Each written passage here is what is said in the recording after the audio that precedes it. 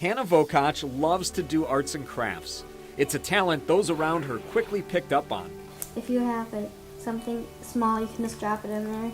Her father, Brian, says Hannah developed her creative side by spending so much time in the hospital.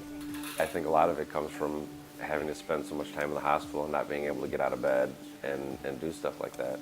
The time spent in the hospital goes back to when she was 5 years old. At that time, she wasn't feeling well and running a fever. Doctors ran tests and discovered she had a blood cancer called acute lymphocytic leukemia, also known as ALL. We were both in shock. I don't know, it's hard to hear that your little girl has it. It doesn't happen to people. You know, you always think it happens to somebody else. It's not going to happen to us, you know. It is. It's just like somebody just like, you know, punched you in the throat. You can't breathe, and it's like, you know, and then you hear all these different terms, and we're going to, you know, send you to Marshfield. And I remember looking at Brian like, I can't even function. I can't even focus, you know, on what they're trying to tell us. ALL is a cancer of the bone marrow. It's abnormal white blood cells in your bone marrow. Her oncologist, Dr. McManus, says this type of cancer has a high survival rate. Most children do very well with the treatment, and the goal is to cure them of this disease.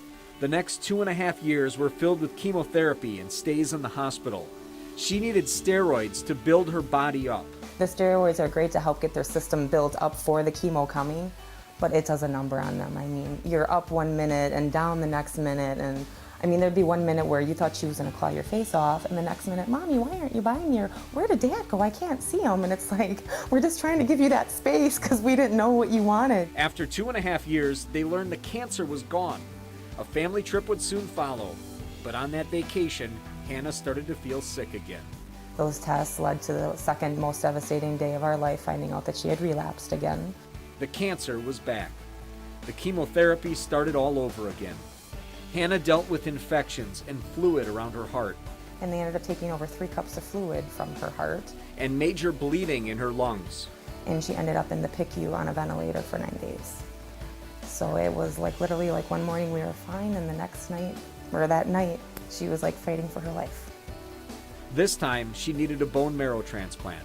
In Hannah's case, we were very lucky. When they went to the bank, they actually found a perfect match for her, which they said is a less than 5% odds that would happen being from a total stranger.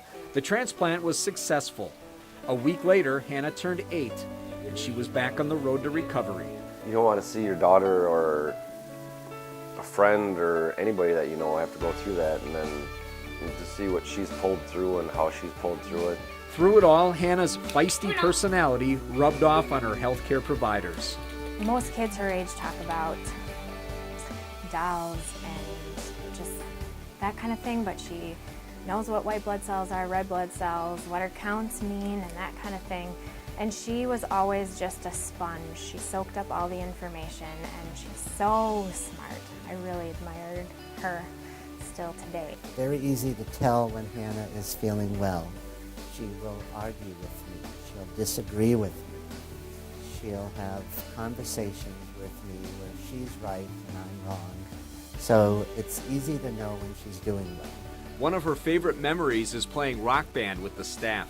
You know, we paged Dr. McManus. The band's ready. You know, let's meet in the solarium and play. And the solarium, that's all funded by Children's Miracle Network too. So just a place where you can feel normal for a little bit. We just arrived in the little playroom, and then we had almost all the nurses there. I'm like, oh my God, why is he here? A miracle who made her impact on so many. Just to see her outside running around playing out in the yard, you know, it's a miracle. So it's all I can really say. She's doing great. She is doing great.